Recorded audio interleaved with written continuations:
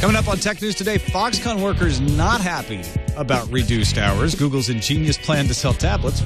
Talk about whether it's ingenious or not. And MasterCard and Visa hacked all to pieces. All that and more coming up next. Netcasts you love. From people you trust. This is Twit. Bandwidth for Tech News Today is provided by CashFly at CACHEFLY.com.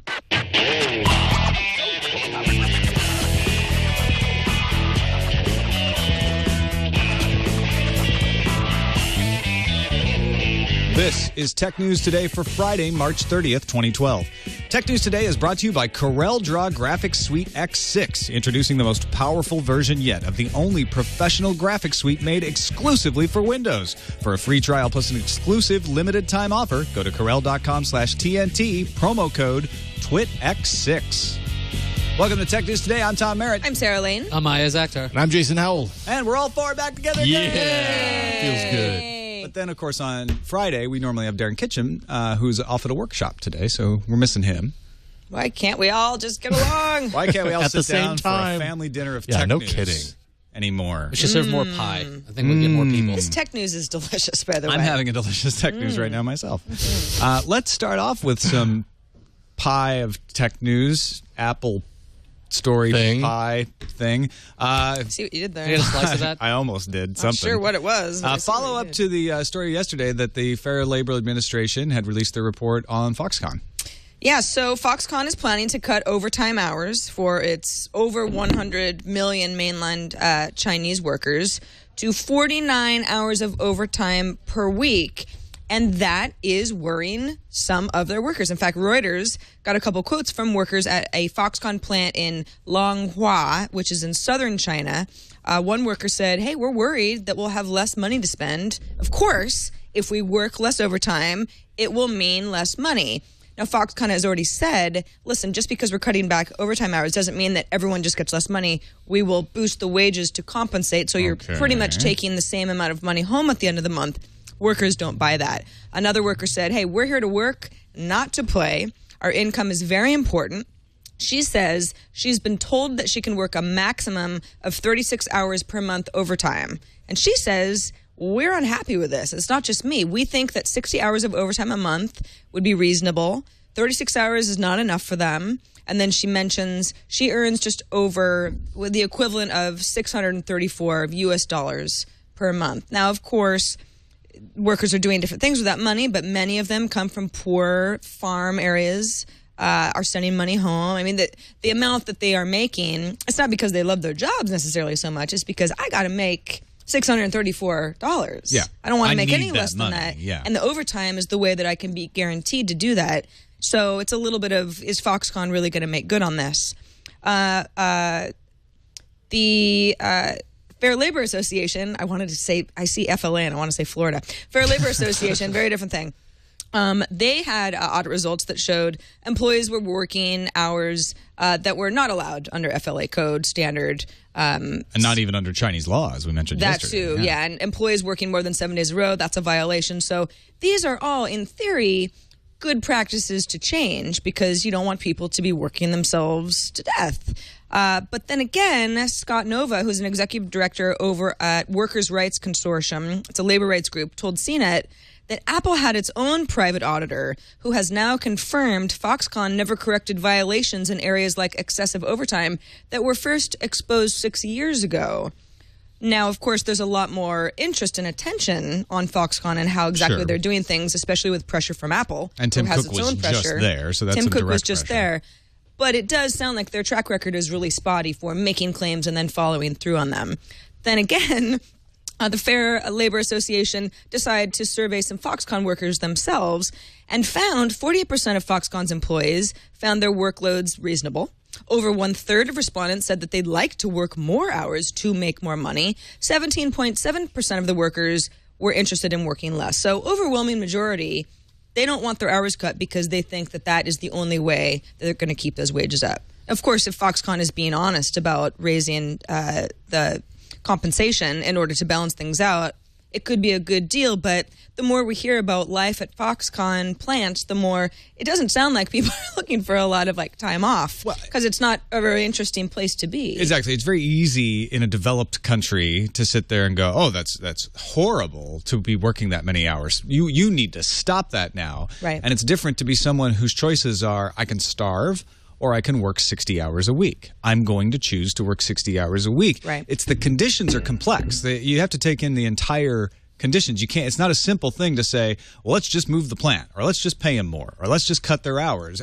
Every one of those decisions has ramifications across the entire spectrum. So, like you say, if Foxconn follows through and says, we will make sure they still get paid the same amount of work less, that is the ideal situation, right? Yes. Because Pete Delahanty pointed out in the chat room, there have been plenty of studies showing that the longer you work, the less productive you are. And over 40 hours a week, your productivity starts to fall up pretty steeply. So Foxconn may find that they actually get more productivity out of a workforce that doesn't work as often. But you don't want people to have their wages cut. You don't want people who are willing, like, look, I'll put in 80 hours a week if it means I get enough money to feed my family back in the village, right? Yeah. But you don't. It would be nice if they didn't have to do that. If you could say, look, you can have a more humane schedule, possibly a more productive schedule, and still feed the family back in the village. That's what you're after, but it's not a simple solution. That's why a lot of these knee-jerk reactions and headline-grabbing arguments need to be taken with a grain of salt. It's a much more nuanced problem. Could these workers be compelled to say they want to work these hours because they know that there's thousands and thousands of people who want their jobs? The fact is, Foxconn is going to hire thousands of people. That means there's a huge pool for employment here. So these people don't want to lose their jobs and say anything bad about the company right now, especially when they're going to go on a hiring binge. So I mean, I'm sure there are people out there that just want to work. That's something. But I'm just kind of curious about if some people just felt like, look, I'm being surveyed. I don't know who's watching. I'm just going to say, I love working 80 hours a day or not a day, but a week. Well, they are coming out and saying, we don't agree with what Foxconn is proposing here, and that's the company who's paying us. And, that can seem as like a dissenting opinion. It's also thought, at least by some workers that the Reuters reporters talked to, that Foxconn is like the cleanest, the safest, the most stuff to do in our off time of a lot of the factories that these millions of people are working in from all over China. So as much as Foxconn seems like you can hear the details of life there, which is very insular. In fact, it's almost like a big city, and think, oh gosh, that sounds awful. But it sounds like workers would rather be at Foxconn than a lot of other choices. Anonymous Coward in our chat room says, the only thing is they don't want to pay them a fair wage because then the iPad would be more expensive. That is not the case. That is what we're saying is the workers want to make enough money to feed themselves and the folks back in the village, and if the hours get cut, they won't make that. Foxconn is saying we'll increase their pay so that they can work fewer hours and still make the same money. If that's the case, then they're addressing exactly what you're saying. Has nothing to do with the price of the iPad. It has to do with whether people get paid a fair wage or not. And the question is, will Foxconn follow through on that? Yeah, prices are going to go up in this situation, but they're not going to go up that much. And in fact, Apple will probably keep price pressure down, which will force everyone else to have to either keep their prices down or raise their prices as well, because this is going to raise prices across the industry. It's not about that. I mean, it's about whether people are going to get treated fairly, get treated humanely, and make enough money to feed themselves and their family. And a few of the people in the chat room also say, bring the jobs here, right? And that's a logical reaction. Like, we need jobs in the United States. We're sitting here with 9%, 10% unemployment. We'll take the jobs, but will you work for $2.64 an hour? First of all, that's below minimum wage, so it's illegal. Well, but that is essentially what the equivalent of $634 a month at 60 hours a week is. So I'm not sure that people in the United States would take those jobs at that little. Maybe they would. Yeah, it's easy to sit there and say, well, I would, until you have to do it. But again, it's a much more complex argument than just simply saying, one sentence we'll deal with. Let's move on to something that's much simpler. Here, Merritt. Here. Oh. We mentioned yesterday in the News Fuse, Thorsten Heinz, the CEO, announced rather disappointing, quarter for RIM, to put it mildly. We have some more information about what he told analysts in their analyst call that was going on right when we started the show. He told analysts yesterday that RIM is going to focus on its Mobile Fusion product, device management tools that control RIM's BlackBerry phones, as well as controlling Android and iPhone, if you want to do it that way. They're going to split their line of products between consumer and enterprise. They say one of the mistakes we made is we didn't serve the business customer. We tried to serve both because we saw that business customers liked iPhone. We thought maybe we could do the same thing. They say, no, we're going to super serve enterprise. We're going to make good business phones, and we're going to make consumer phones. You may have seen some headlines that RIM was abandoning the consumer market. Some people interpreted the analyst call comments to mean that they were getting out of consumer. They've hastened today to clarify we are not going to stop making consumer phones. We're just going to split those lines. Aren't they gonna shy away from the consumer market in the U.S. though, which is what is confusing to some people? They're more interested in the consumer markets in more emerging markets. Yes, with I think so. And it's again, it's like everything today. Right. It's complex, but they aren't getting out of that market everywhere. At one point during the call, Heinz said that a sale of the company would be the absolute last resort, though later he hinted that the idea had crossed the board's collective mind. Any takers?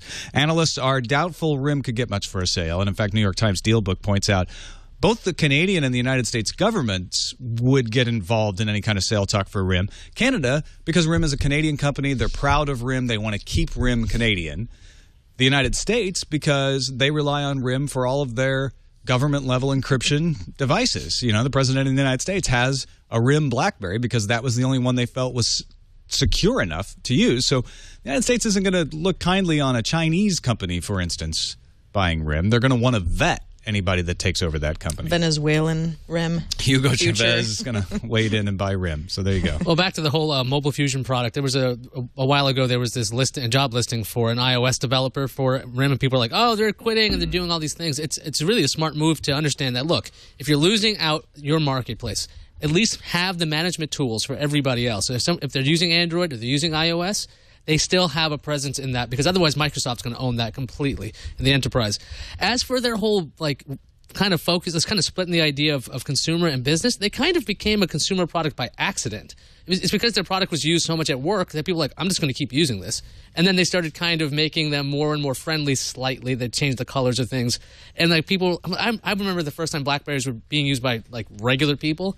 It was this these colorful BlackBerry pearls and things, but they were still really built for business.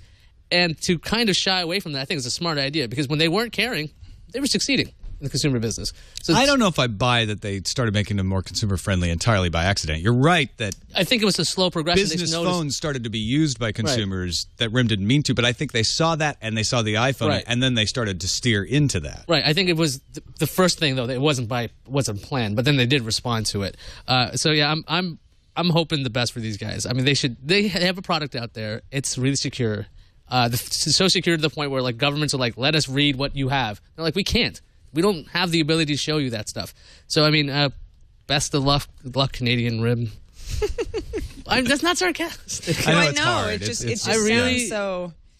But I think these are good moves, lackluster. by the way. And the other thing was when they cut all those guys like Jim Basile and the COO and the CTO, they dropped some high-level guys. So it shows that Heinz is not afraid to go, look, we need a shift. It is heartening to have him say, listen, I've been in this job for 10 weeks, and finally it is clear. I need to do some pretty major, I was about to say a word I shouldn't say, some house stuff. Cleaning. Yeah, some house cleaning. And yeah, it has to be dramatic, right? I mean, RIM has a long way to go. This is a very, very big year for them. All right. Let's move on to another story. Actually, I was thinking earlier today about how Google tried to revolutionize the cell phone market and said, we're going to change the playing field. It's a broken market. We're going to come in. We're going to sell our own branded devices from manufacturers. We're going to change the way you buy cell phones. That didn't work out very well. Let's go on to our next story. Yeah, well, Google believes that the current model for selling tablets is broken. Oh, okay. Totally different. Right, exactly. What they're going to do, the Wall Street Journal is reporting this, is that Google is going to sell Android tablets from a variety of manufacturers, including Motorola when they end up owning them, from its own store, it's an online store. The Journal also reports that Google is going to sell co-branded tablets from Samsung and ASUS, and that Google is considering subsidizing the cost of the tablets So you get some really nice, cheap Android devices. Of course, the model is broken, they're saying. The report's pretty sparse on details. There's no launch date in here. And yes, back in 2010, they did try to do the Google Nexus One with HTC. But the big difference here between tablets and phones, you don't necessarily have to get the carriers involved. I mean, the thing is, who buys a phone and just uses it as tablets have plans, though. I would imagine that maybe they will shy away from that, or they could have another storefront for that, or Well, redirect. even the iPad market, which obviously is totally dominant, the majority of people who have iPads have Wi-Fi only iPads. So, Yeah, it's an option. It's, at least you have the ability to get the tablet that doesn't require a monthly fee that way. Or you could do it with, if it's really that important to you. I think it's smart. Yeah, it'll be interesting to see if this plays. But definitely, you can say two things for Google. They have some experience trying this sort of thing. Even if it didn't work out, that isn't necessarily a bad thing. You learn from your failures. And second, tablets, like we said, different beast, so to speak.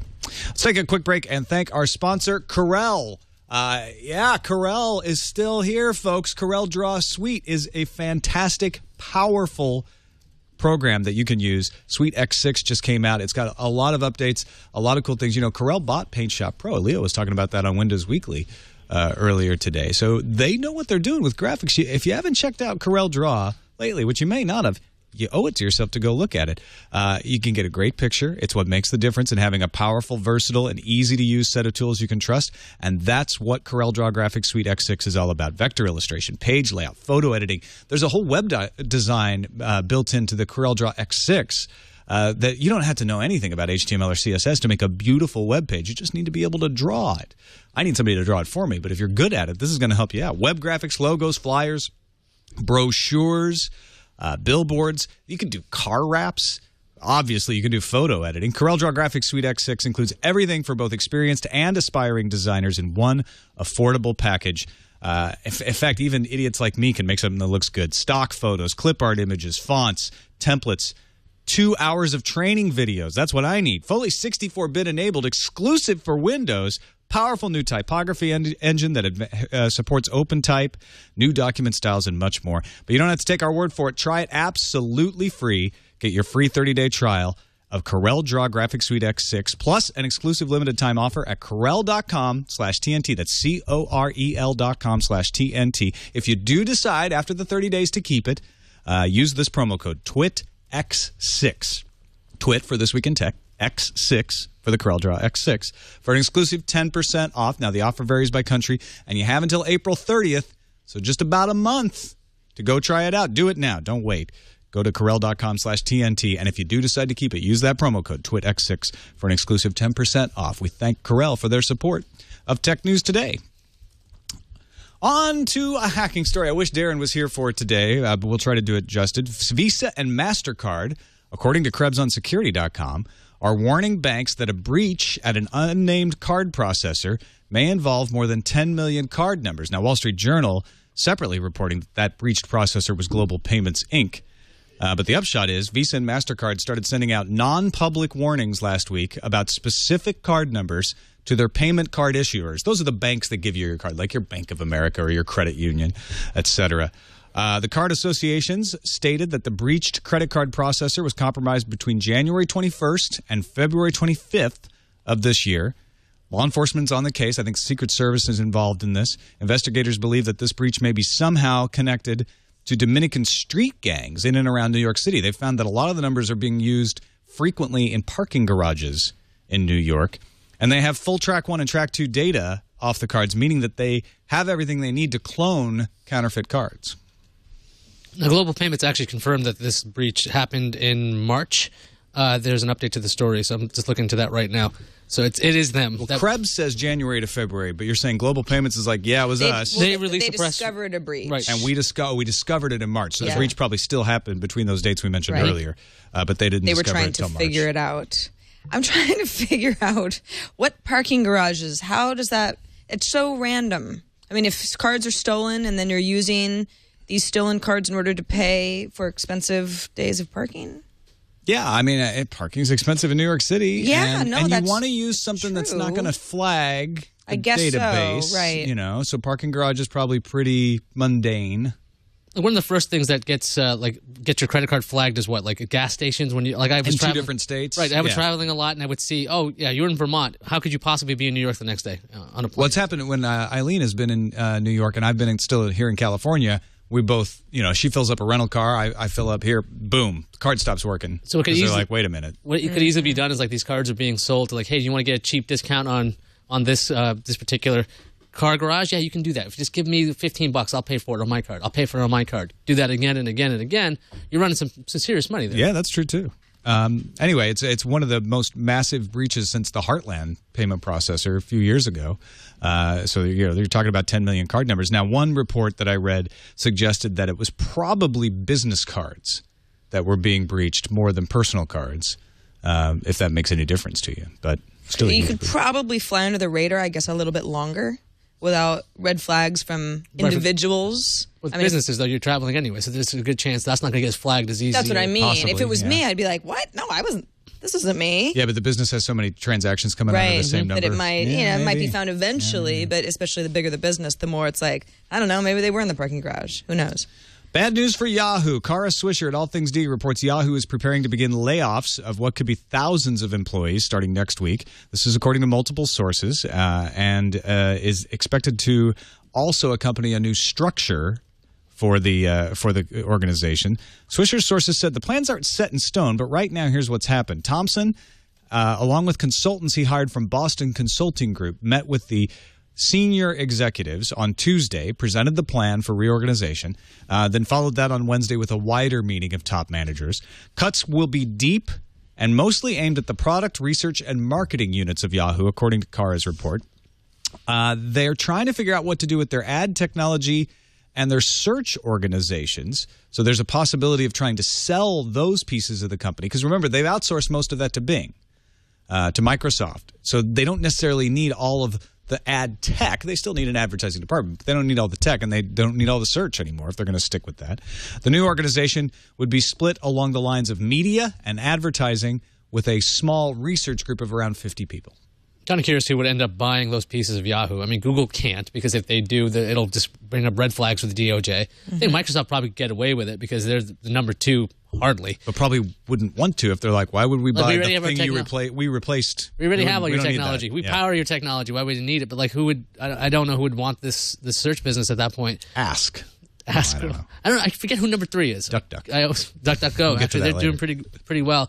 But these are harsh moves, and Yahoo needs to have a plan. And if they actually figure out what they're doing instead of their premier digital company or media company, it's kind of nice to see that they can figure out, okay, look, we got to get rid of this other stuff and focus on something. I mean, it worked for AOL. I mean, they were like a laughingstock for a while, and they're like, look, we're becoming a media content company, and they're doing well. Then again, layoffs of thousands of employees, even if it's a good call for the company, that is a deep cut indeed. Well, you got 14,000 employees, so put it in some context. It's not a 2,000 employee company laying off. Well, no, I mean, as far as the percentage of their company, no, it's not, slicing it in half. Over 5%. But that's a lot of people who need jobs. Absolutely. Finally, TechCrunch reporting that the first new project to emerge from the Wikimedia Foundation since 2006 is beginning development called Wikidata. It's a new effort to provide a database of knowledge that can be read and edited by humans and machines alike. So if you hear about the semantic web, this is what it's built on. It's built on structured data. And think of it this way. When you go into Wikipedia and you make an article and you say a fact, let's say Ayaz was born in June. And then you go into another article, it's about Twit, and you're like, oh, I want to say that again. Well, you have to put it in there again. And then you go into another article about famous people who've once lived in Hudson on Croton, and then you have to put it in again. And over and over and over, you have to replicate that piece of data in every single article. Well, this would solve that. You'd basically say, this is the structured data about Ayaz. This is his birth date. And anytime Ayaz is referred, if you want to have his birth date, you just say you want his birth date, and it gets put there. It's kind of object-oriented. Obviously, people who work with semantic web are like, that's not exactly how it works. But an oversimplification sometimes helps people wrap their head about it. DBpedia tried this, but they were just trying to extract the data from Wikipedia. They weren't making it editable. This will be editable, and it will bring localized versions of Wikipedia on par with each other. Right now, about 4 or 5 languages dominate Wikipedia, and the rest are very shallow in their data. This would provide the factual data to all language versions of Wikipedia at once. Wikimedia Deutschland is leading the effort, from Germany, obviously, and they hope to hand it over to the Wikimedia Foundation by March 2013. Here's the timeline. By August, they want to have one common source of structured data for all the Wikipedia versions. By December, allow editors to add and use the data. And then phase 3 after that would be automatic creation of lists and charts based on the data. So when you see those stripes on the side of Wikipedia that give you, kind of the vital statistics, the main information, those would all be powered out of this database, so they wouldn't have to be replicated in more than one situation. Here's where it gets really interesting. It's being funded by the Allen Institute for Artificial Intelligence. That's Paul Allen's institute that he founded. They're given 1.3 million euros. Another quarter of the funding comes from the Gordon and Betty Moore Foundation, Gordon Moore, founder of Moore's Law, through its science program. And then another 25% comes from Google. And this is where I think it gets intriguing, because we heard all those weird rumors about, well, Google's going to start doing semantic search. And everybody's like, but they've been doing semantic search. And Danny Sullivan had a good article up on Search Engine Land.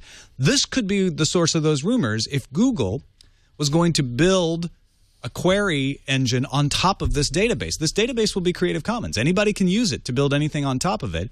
And so if you want to say, like, how many women were mayors of towns in North Dakota between 1955 and 1972, this is the kind of database that could instantly answer that. So the kind of Wolfram Alpha kind of questions. So since you wouldn't have to be working with Wolfram Alpha or worried about their servers, and if this is open enough, you don't have to buy it from them. You don't have to buy it. You don't have to pay for the APIs or anything, or API access. That means Google or anybody can come up with like an open source version of Siri, because that's what Wolfram Alpha powers, a lot of things for Siri. So Google's been working on that anyway. Android phones could have that built in. Who knows what other devices could have this kind of, presented data. Instead of just looking up random horrible results that are like Yahoo Answers, which is always confusing. Like, how is that even interesting? That's not even correct. Half the time you click on it and then you can't even find the answer. Yeah, that's true. It's such a mess. What is that? Cut that division too, Yahoo. And you can argue about Wikipedia's accuracy, and it is inaccurate sometimes, but it's actually accurate more often than it's inaccurate. In fact, most studies have found out it's about as accurate as most vetted sources of information. This makes it easier to vet because you're only having to find it in one place. I don't know how many times when I've been researching tech history today, I find conflicting versions in Wikipedia of the same fact. And so instead of having to run down all of those versions and correct them all and figure out which one's right, you only have to figure out right once, put it in the database, and then you're done. I think this is fascinating stuff. Structured data, I'm telling you, semantic web, this is just going to keep getting bigger and bigger over the next decade. Let's move on to the news fuse. Minecraft news fuse. Wow. Whoa, Yes. neato. Patrick Delahunty. Nice. Very good work. Thank you, Patrick Delahunty. And if you're on the audio podcast, it's worth checking out the news fuse on today's video podcast. Good news, if you didn't like yesterday's news fuse, we're not going to do that joke again. The European Telecommunications Standards Institute is currently weighing competing standards for the Nano SIM card. We've talked about that. But it won't make its decision this week. According to Les Echos, a French publication, the delay is actually due to the disagreements among all the parties, Nokia and Apple. The vote will be delayed by at least 30 days, according to ETSI rules, ETSI rules. Thanks, Les. Les Echos. Les Echos. I think he's French. Netflix has gone shopping. Netflix just purchased DVD.com for an undisclosed amount of money. Domain name Wire noticed that DVD.com was redirecting to DVD.netflix.com, and Netflix later confirmed the purchase, saying Netflix cares about keeping DVD healthy, and this is just one small investment in keeping DVD healthy. I'm sure people are freaking out. Like, Quixter's coming back. It's like, no, they have a different website for that. Verizon CEO Lowell McAdams said that Verizon could offer a wireless video service by the end of 2012 if their deal with Spectrum Co. is allowed to continue. Spectrum Co. is that joint venture of cable companies and is selling its spectrum to Verizon. Even more intriguing is that McAdams said that some content providers told Verizon they are willing to, quote, do an a la carte approach. So wireless a la carte cable channels. Oh, let's see if the channels agree with that. But that would be awesome. Wasteland 2 may get more help than those who just backed it with millions on Kickstarter if the project raises $2.1 million before the Kickstarter deadline hits in 17 days. And believe it, these guys were psyched when they passed $1 million. They're at $1.7 million. If they can get it to $2.1 million, Obsidian Entertainment will help develop the game. Currently, Wasteland 2, like I said, $1.7 million. Obsidian is behind games like Fallout New Vegas, Star Wars Knights of the Old Republic 2, so I don't think they'd be turning down that help if they get the money. Looks like somebody put a quarter in the machine because a new challenger has appeared. Was that a quarter? I think so. Not only one. Yeah. Or a token. Huh? Sure. In There, the three search quarters. engine market, that is. In fact, we were just talking about them a minute ago. DuckDuckGo has experienced a huge uptick in its direct queries per day starting in January of this year. Daily traffic is up 227% in 3 months. If you've never heard of DuckDuckGo, it's the search engine that says it'll never track you and doesn't store any personal information like your IP address and has a pretty cool name. According to a Glassdoor.com survey, Tim Cook is a smash hit with Apple employees with a whopping 97% approval rating. Cook. Of course, this brings comparison to Steve Jobs. How was he doing? Jobs' approval rating fluctuated between 95 and 97%. So, yeah. Unpopular president. This makes him a giant company. Also, Apple is the top brand in Japan for the first time, according to a new Nikkei brand survey. Google was number 2, and Sony and Nintendo didn't even break the top 10 for the first time in a long time. That's kind of hard. Yes, PainX, this is live. Trend Micro has connected an alias that was used to hack computers in India, Japan, and those belonging to Tibetan activists to Gu Kaiyan, a former grad student in Sichuan University. Gu may have recruited students at the school to work on research related to defense and computer attacks. The university receives money from the government, but the attacks are not directly linked to the Chinese government. However, some researchers believe the targets of the attack strongly suggest state intervention. PocketNow.com got its hands on a leaked LG Optimus Elite renders. The Android device is coming at Sprint and Virgin Mobile, and it's got some low-end specs with a 3.2-inch screen, an 800 megahertz processor, running Gingerbread, but the Elite will also have a 5-megapixel camera and NFC. The device could cost around $100 off contract. Neil Roseman, Zynga's VP of Engineering, recently oversaw the launch of Zynga's Project Z, which enables games to be played directly on Zynga.com. Then he quit. All Things D confirmed that Roseman left Zynga shortly after the announcement 3 weeks ago after spending just 15 months with the company. Roseman told All Things D that he was commuting from Seattle to San Francisco 3 to 4 times a week and was looking forward to spending more time with his family. But he doesn't have a... Yeah, he has a family. He must have a family. That's a good excuse. Well, maybe he just adopted a family. Are you all ready his family. for the randomizer? It's showing up now. Randomizer. I think it's too late. Here it is. We're here. We have a special guest on the randomizer today, Mad's Maddest writer, Dick DeBartolo. Welcome to Tech News Today. Hey, how you doing? It's good. Thank you for taking the time to chat with us today. You got something exciting to tell us about, I hear. I absolutely do. According to John Ficarra, the reason behind coming up with a Mad app, our first, was to save the ailing iPad. Because the new iPad, it was only selling in the billions, I hear. Well, one of the biggest problems with the iPad, and I have one, is that the App Store is just severely lacking in choice. Mm-hmm. This is an altruistic move. I love it. Yeah. So what's the app about, Dick? Okay, so it's the first time you can get a digital subscription to Mad Magazine, and it seemed apropos to let it launch on April 1st, Alfred E. Newman's birthday. It's going to be pretty nifty. Now, if you're familiar with Mad, one of the most beloved features is the Mad fold-in. Well, in the digital version, you'll be able to run your mouse just right to left and fold it in electronically. Now, you could still fold it in manually, but each time you do it, you do have to buy another monitor. Right. So we do recommend using the mouse as the best option. Now, can you rip pages out, too, and put them up on your wall? The same thing. You have to buy a new monitor. Okay. Unless you'd like to print it. And some other neat features. Another feature that is in Mad are the Mad marginals, those tiny little drawings that are between panels. You'll be able to zoom in on those so you can see exactly what's going on in the little marginals. If you already have a print subscription, you get the digital subscription for free. Oh, that's smart. Oh, I'm glad you guys are doing it that way. And the pricing's good. If you want a single digital issue, it's going to be $4.99. If you want a year subscription, it's $9.99. You're going to be able to buy issues. That's great. Yes, exactly. And 2 issues, and you save some money. It starts with the issue that's out now, and now you have it on the screen now. And from that issue onward, they're all optimized for the new iPad screen.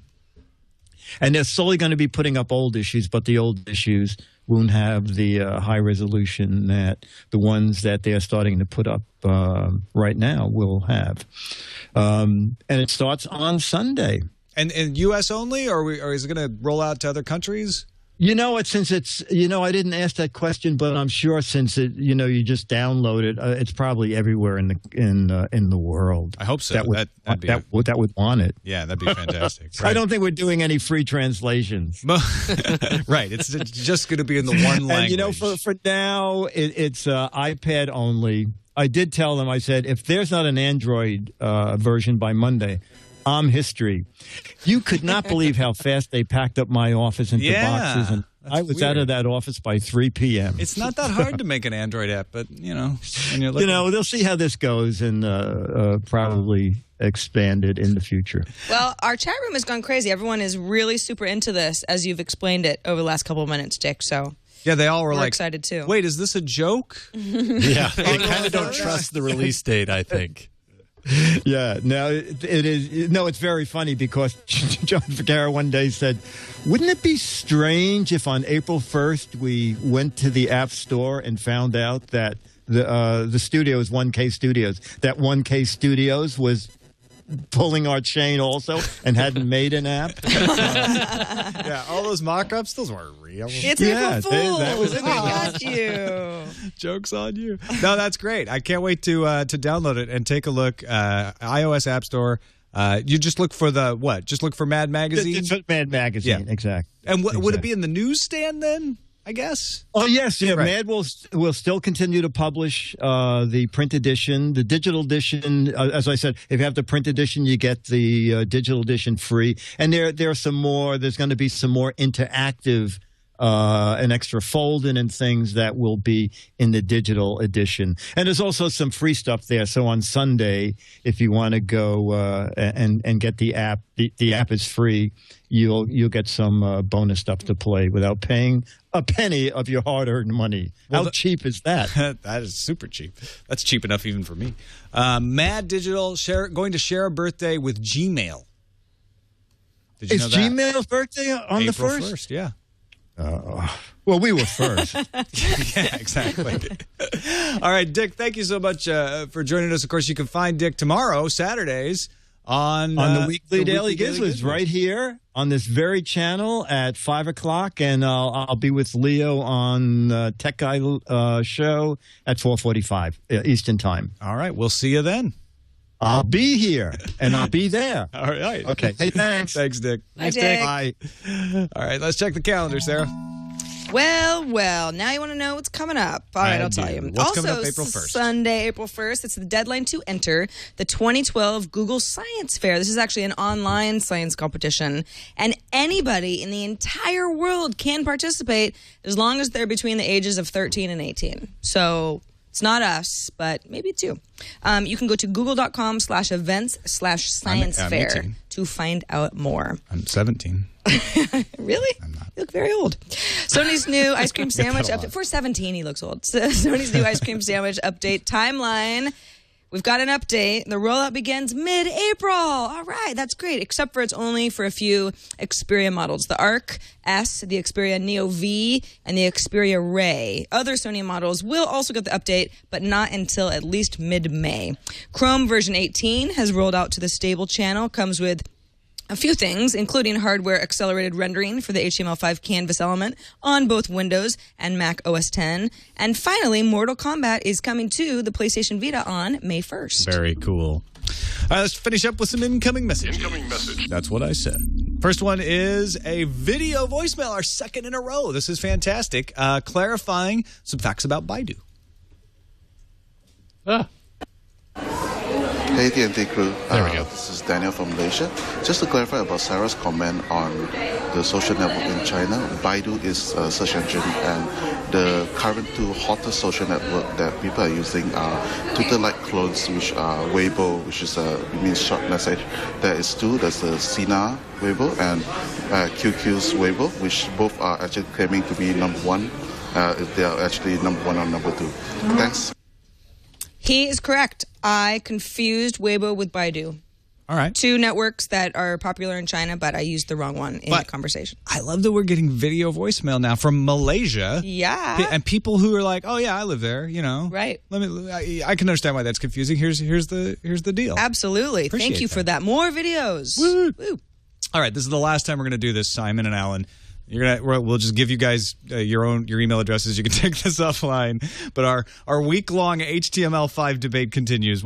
Simon says, "Look, excuse my selfishness. I intended to give Alan the last word in the HTML5 debate, but the discussion raised some very salient questions, and I just couldn't miss the possibility of perhaps putting them to a group of regular users like the TNT audience and chat room. So here's his pitch to you.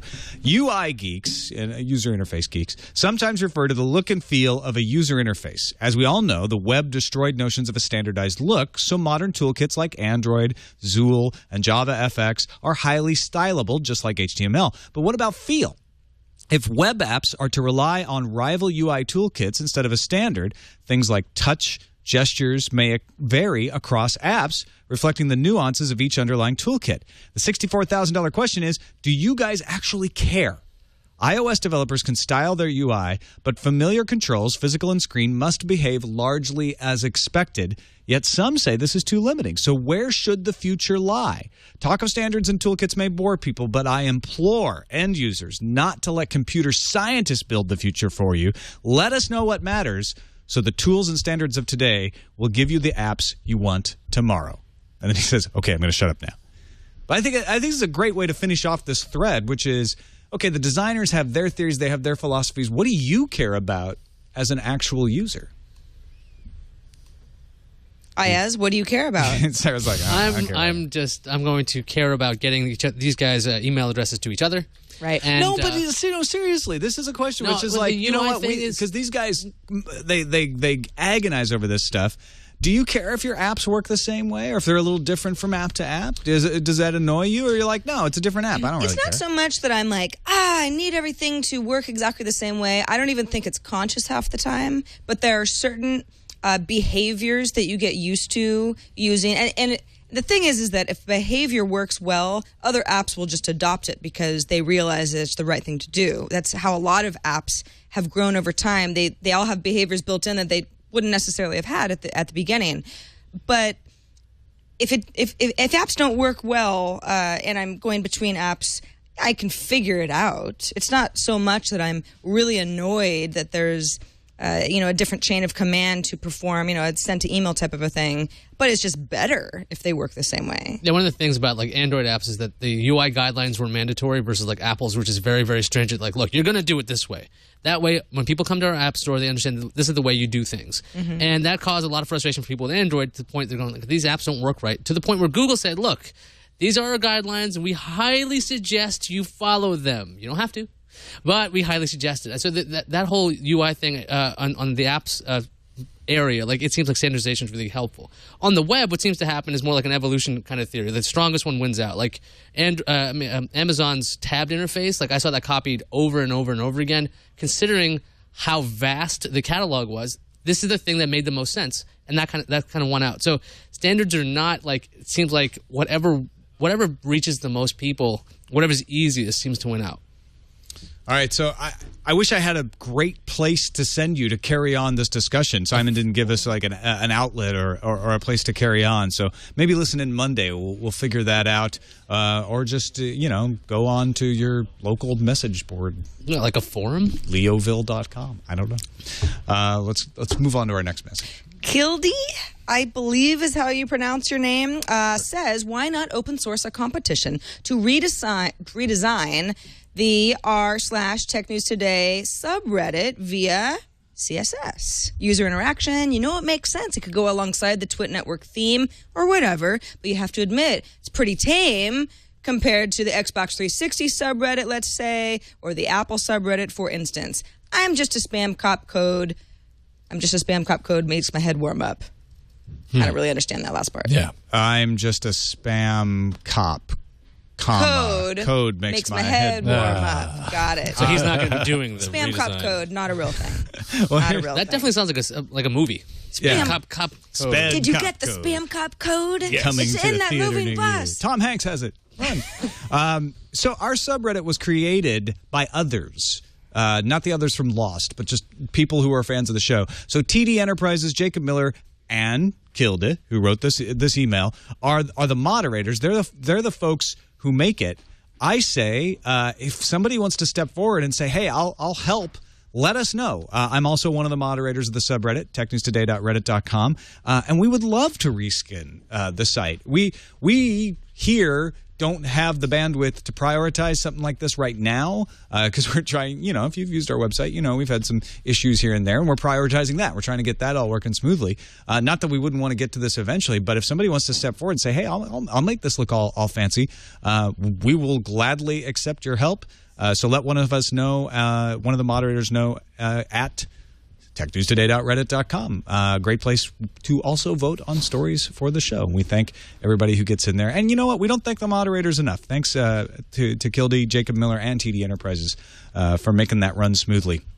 I am listed as a moderator. I do absolutely nothing in there, and I don't have to because these guys are awesome. So appreciate their efforts in there as well. Just a real quick note, some folks in the chat room are pointing out that TweetDeck has been taken offline. TechCrunch reporting there's a bug that has given some TweetDeck users access to others' accounts. So it's got some people all at Twitter out there. Probably by the time you hear this, it's all been taken care of. But people in the chat room are really excited about it. So we thought we'd pass it along. That's it for this episode of Tech News Today. That's it for this week of Tech News Today. You can get This Week in Tech on Sunday with Leo Laporte. Subscribe to that at twit.tv. And you can always find our episodes and subscribe to our episodes on the web, twit.tv/TNT. You can email us, TNT@twit.tv, or give us a call. 260-TNT-SHOW is the phone number. We'll be back on Monday. Enjoy April Fool's Day.